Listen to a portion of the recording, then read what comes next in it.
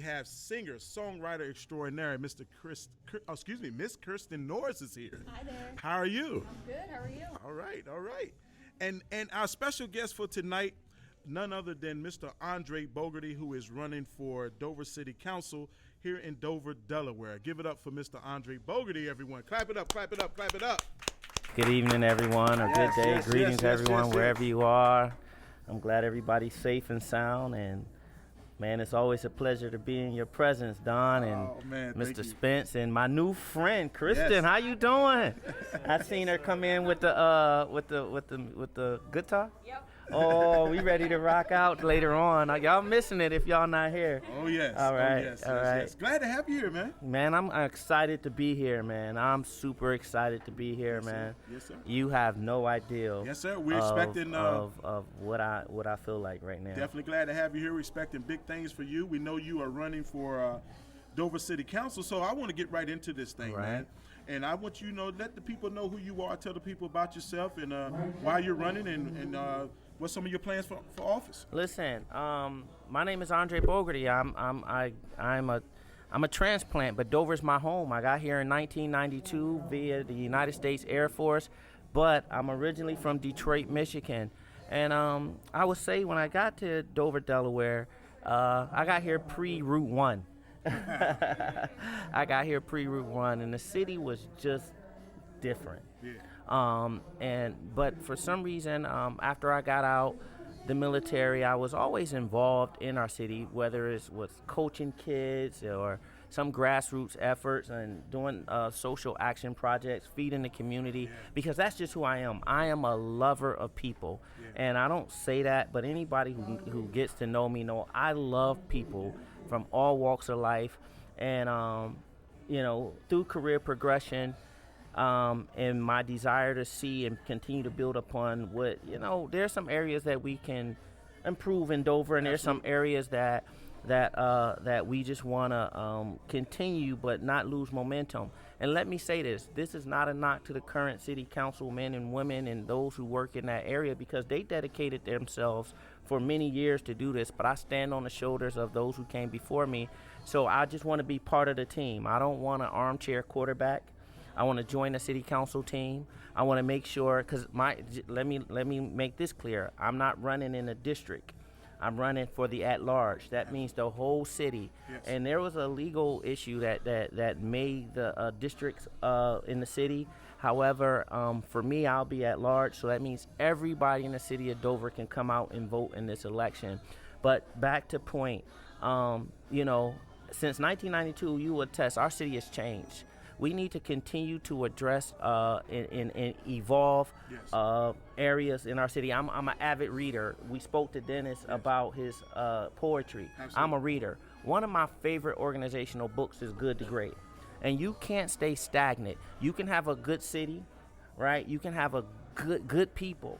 But then we have to move it to great. And I think that's what I want to do, and just build, we want to address the safety issues with current ideals and philosophies and thought processes. You will hear my platform. It says all people, all voices, one Dover. I like that. Right? Yeah. Because our mission statement within the city of council includes embracing its diversity. Absolutely. So I want to make sure we use the diversity that I hear from all our constituents, because the ideals are sometimes right there in front of you. Absolutely. And they may not hold a position, but they may be in your barbershops. Or they may be in places like this where we are tonight at the Boulevard, or they may be in your churches, or they may just be in your neighborhood. And I want to hear those voices and, what we can do to make our city better. So I'm super excited to run for this office. I'm super excited to be a voice in our community. I'm super excited to get off the couch and throw my hat in the ring to make sure I make a difference and be part of the team that's already there, making a difference in our great city. That is awesome, and I tell you, I got to applaud that. That is awesome. Yeah. I can, as you speak, and my other guests, absolutely, as you speak, and our other guests can, I'm sure they can, relate to what I'm going to say. You can hear it. Yes, yeah, exactly. Thank you. Yes, mm-hmm. You can hear his passion. Can you not hear his passion? You can hear his passion for the city. I appreciate that. You can tell it's not fabricated. No. It's not political. Right. Yeah. You can hear your passion. I really don't. I mean, I get it. So, and let's talk about it. We had this conversation when we was announced this on Facebook Live. We're here at a local establishment, and he endured the pandemic to keep this place open, so people in the community can have a place to go. Like tonight, we get to celebrate our local artists and meet new friends and meet new people. Christian's my new friend now. I'm gonna rock out with her when she gets on that guitar, and I think she has somebody with her. We're gonna rock out, right? That's right. But every business didn't sustain themselves. That's true. You walk downtown, and I saw a couple buildings being closed, a couple of the barbershops that places and businesses being closed.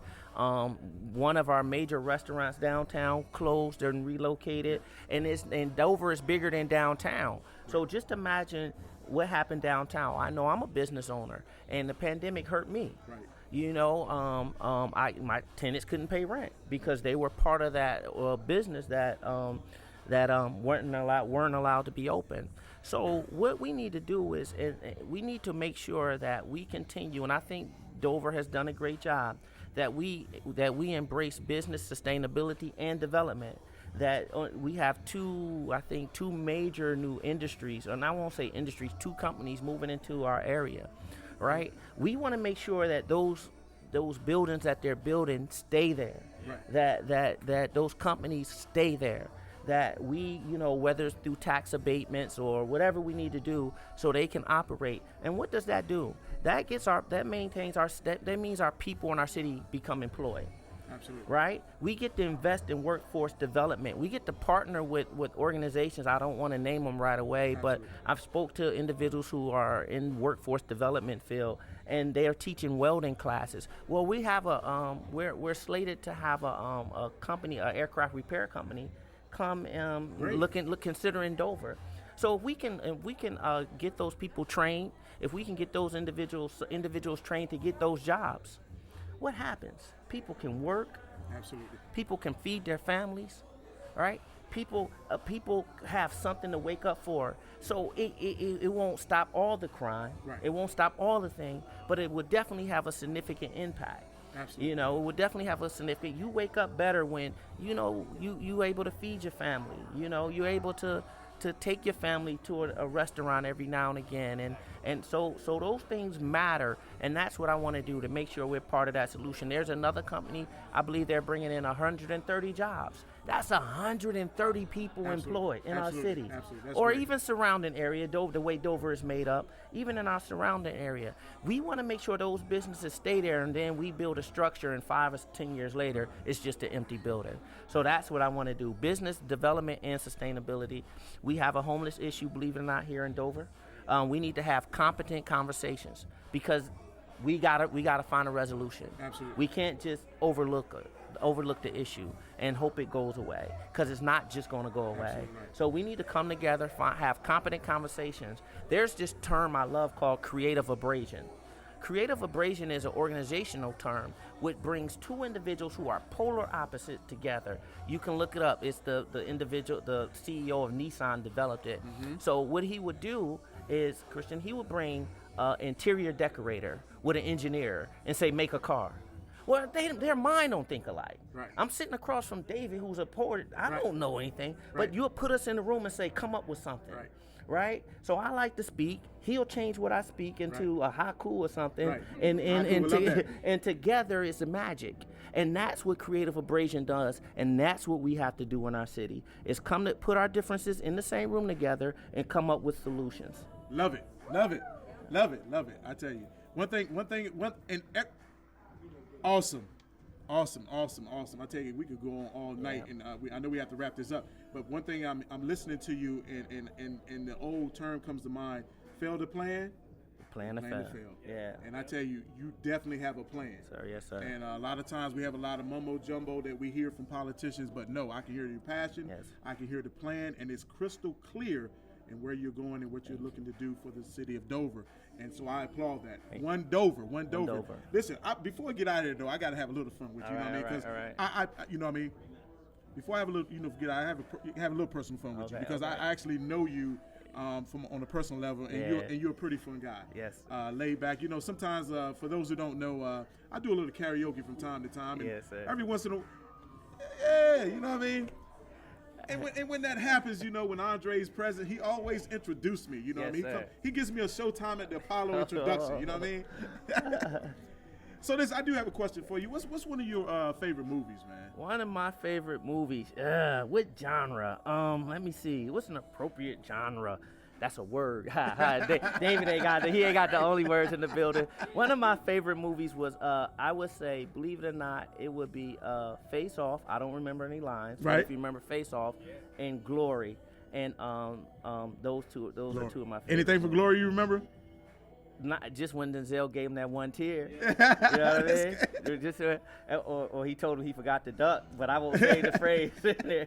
But yeah. We got like a couple seconds left. Yeah. I'm gonna leave you with one last word. If you had just one prolific last word that you would like to leave for our listeners, what would that be for your campaign coming up? And don't forget, voting takes place on April the 20th, 2021. What would you like to leave for the voters? Voting in your local elections matter just as much as they do at the national level. Voting in your local elections matters just as much as it does in your national elections. Don't say, well, my vote doesn't matter or enough people are going out. Every vote matters. It counts here. It's not an electoral system. It's an absolute system that says your vote matters. So come out April 20th at the Elks I think it's on McKee Road. Yes. So it's on McKee Road. Come out. Voting starts at 8 o'clock, I believe. At 8 o'clock. Get up, put something on. I'm going to be out there shaking hands. Might have some coffee and donuts and might have something else later on. But come on out and vote. Andre Boggerty for City Council. God bless you all. Thank you for your time. Don, thank you. Thank you. I'm looking forward to partnering with you all. No doubt. And making sure this is a success and building this brand right here. Thank you. Appreciate that. Thank you, ladies and gentlemen. Thank you. Running for City Council, Andre Boggerty. So thank you all for tuning in with our special guests, Dennis Spence, Kirsten Norris, and our very special guest, running for City Council, Mr. Andre Boggerty. It's your boy Dream for Explorer DE Showtime Showcase. Mr. Funny Body Pound, I'm out. God bless y'all. God bless y'all.